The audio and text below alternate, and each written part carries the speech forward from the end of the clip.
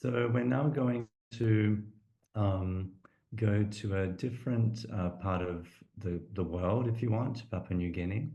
And I'm going to invite Carolyn Sherman to speak a little bit about her amazing project, which is called Among Equals. We've known about it for a few years now, meeting both in Australia and in London. And also, I was in Santa Fe last year where her wonderful project was being sold. So we look forward to hearing Carolyn speak first, and then I'll be showing a recording that she made, and she'll tell you more about that. So thank you, Carolyn. Thank you so much. Hi, Philip. So lovely to see you, and Lee, to meet you and to hear all these incredible stories and this beautiful work that's happening. So thank you for including me in this. So I'm Caroline Sherman. I live in Sydney, and my brand is called Among Equals. We started our journey, it's been 10 years. It's a not-for-profit fashion brand which merges art and fashion, really. And it's dedicated to empowering female weavers in Papua New Guinea. I've actually got a few of the examples on my lap to show you. Just there's a video coming up of a conversation that I had last week. I had the privilege of flying in a weaver, our main aggregator, Florence, who actually Philip met in London. We brought her to London to speak. How long ago was that? A few years ago, Philip. And but yeah, so Flo was in Sydney last week, and I thought it was really special to record a Q&A between the two of us for this session. So I'll actually, Philip will play that in a moment. But we began working 10 years ago, so we've slowly grown from working alongside 30 weavers, and we now count more than 3,000 in 8 regions across Papua New Guinea. Our focus really came from them, which was to find a market to sell these beautiful bags. They're called bilim, which literally translated means womb. And they all have a meaning. They're all absolutely unique, and every bag has a story to tell, and they're all absolutely beautiful and unique artworks. And so we've been collaborating with these weavers for a long time now, as I said, really slowly. And we're really excited about pushing the bilim forward and finding new markets for them.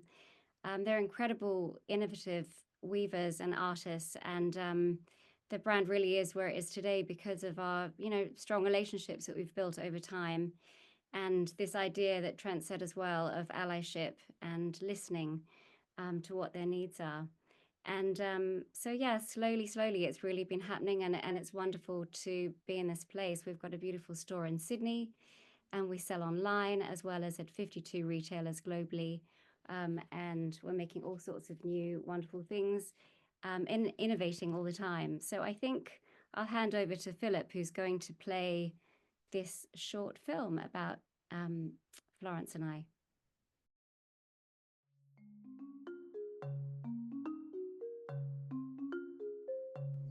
Hi, my name is Caroline Sherman. I'm the founder of Among Equals.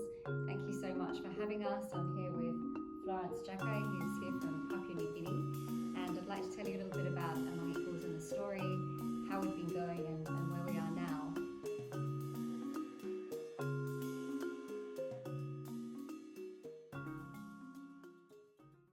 I'm so thrilled to introduce you to Florence, who is known in Papua New Guinea as the Bilim Mary. I'm fortunate to have had Flo's support from the very beginning. Flo is our partner in PNG and our lead liaison with all the women there.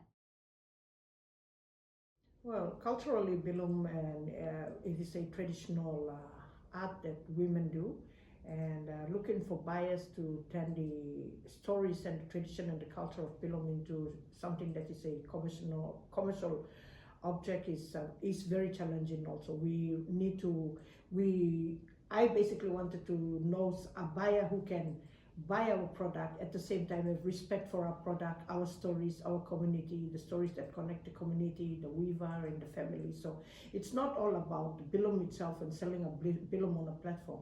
Coming here to look for a buyer and then getting connected with that buyer who has the knowledge and respect for what we weave. But sometimes I sit back and I think, and why did she want to do pillow? See, it's not a handbag or it's not something on a maid. It's I think a lot, and then like even 52 outlets all over the world. Hey, yeah.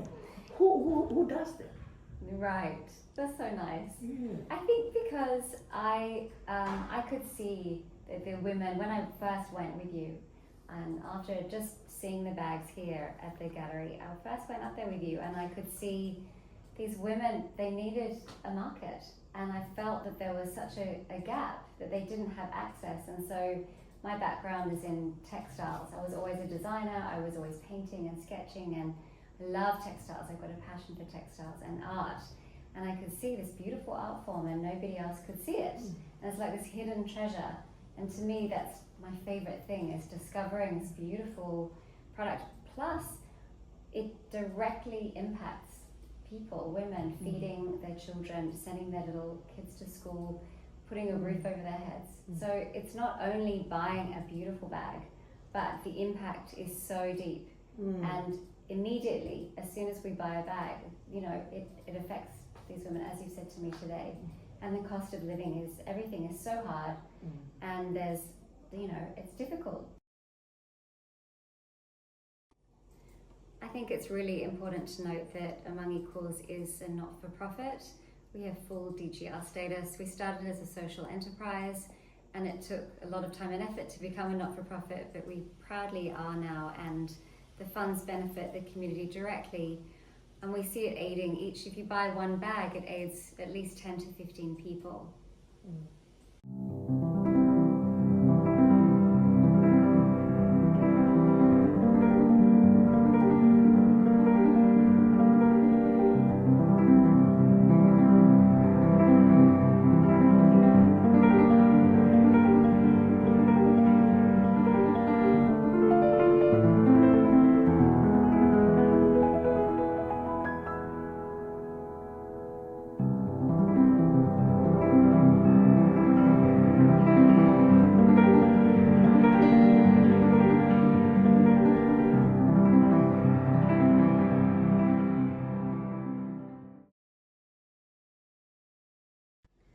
So we always made a point of working with aggregators like Flow in each region. We're led by all these incredible, strong, resilient women who lead the way, really, and we answer whatever their needs are. One of the most important things to us especially is the retention of this traditional knowledge, because we found, well, certainly from Flow, you said that the tradition was dying out because it wasn't something that the mothers, it's the grandmothers that teach the mothers, that teach the daughters, and this is really a business where, you know, the money goes directly into the family, and if that was dying out, then that's something that was really important to the weavers and their families. We can see that these Bill bags are truly works of art, but what Among Equals is really about is the women behind the bags. And I just wondered, what kind of opportunities does providing access to the global market really open up for the weavers? Firstly, buying belongs from the women back in Papua New Guinea. It's you're making them, we are encouraging them and building them up to be financially. They can support themselves financially, and it enables them to control the money and then spend on things that are beneficial for their home, like education, health, and food, and clothes, pots and pans, utensils in the house. So they are able to be financially dependent.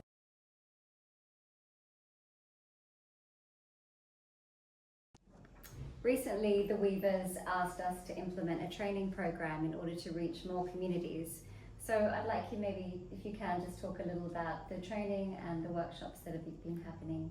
Yeah, we're fortunate to have Among Equals running back training, so we can sell balloons, but the women in communities, they need to understand the market And to get them to understand the market, the training has to be done, and it is to do with the quality of the product, what the liking of the customer is like, because Among Equals is selling out, distributing out and selling out from Sydney.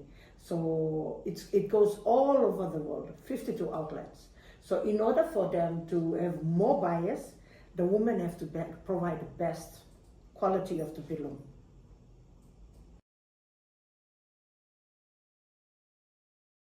The weaver's request, we also built a blue house, which is in Goroka. It's a safe space funded by Among Equals in 2017, actually, which is a while ago, but it's for the benefit of the Goroka weavers. It's a peaceful space for the weavers to work and receive training. Yeah, the Blue House basically is where we keep all the weavers that travel in from outside, not only Goroka, but they travel as far as the Sepik and Mount Hagen, Porgera, Mount Gilue, down to Karamui, Eastern Islands itself, the remote areas of Eastern Islands. So they travel into, it's a house that we have all the Bilum activity going. It's a storage, it's where we make orders and get the women there. So we basically contain all of that. At the same time, it's more like a police station for the women.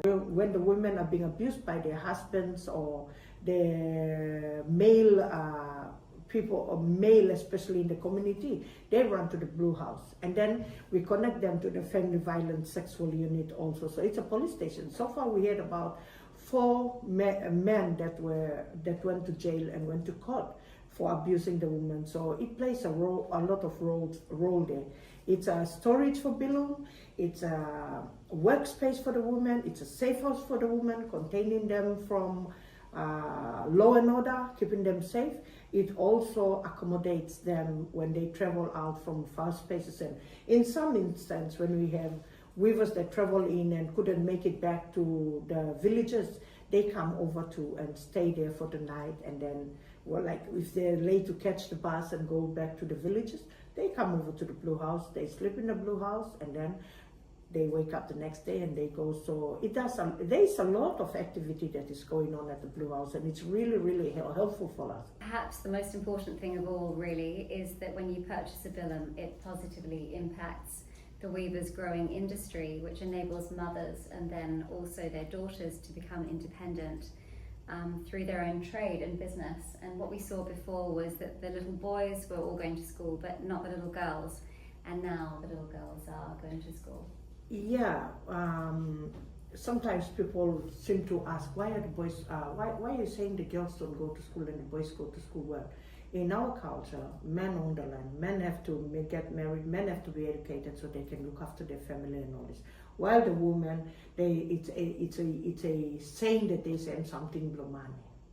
So they believe that if the woman is educated, she goes over to the husband's place and work for them and look after that family instead of her own family.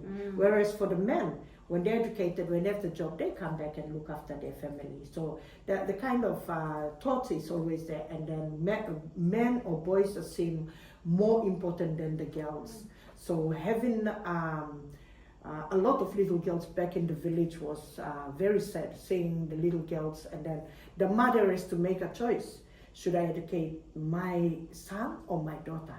So she keeps the daughter and she sends the son to school.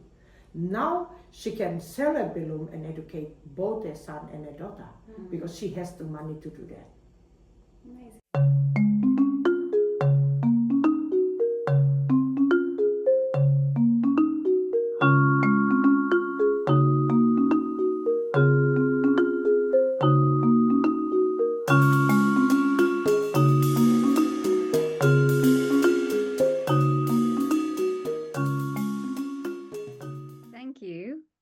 Thanks so much, Philip. Thank you, everyone. I hope you enjoyed that. And just to finish off by saying that, we're open to collaborations and wholesale opportunities, any ideas you might have, please contact me, to further the cause, really. It's an ancient craft, but they really the weavers want to bring it into the modern times. And so the fashion world, you know, they're really open to opportunities, and so we work hand in hand with them to come up with new ideas every step of the way. So thank you for your time. No, thank you, Caroline. I noticed that you also have a space in Sydney, which is on Good Hope Street. So the word hope is already in your address. And I'll put in the chat the link to both you and the website in case anybody wants to reach out, or they can also order a bag online because you do ship internationally. And I Thank met you. Flo in London. We were on a panel together, and I'm so happy that you could have her in Sydney to do the video because she's such an amazing spokesperson and, you know, the matriarch of this entire project. So I really thank her also for being part of the presentation. Thank you. Thank you so much. See you soon, I hope. And I promise to come to Blue House at one point in my Yeah, life. great. Amazing. We'd love you to come. I'd love that. So when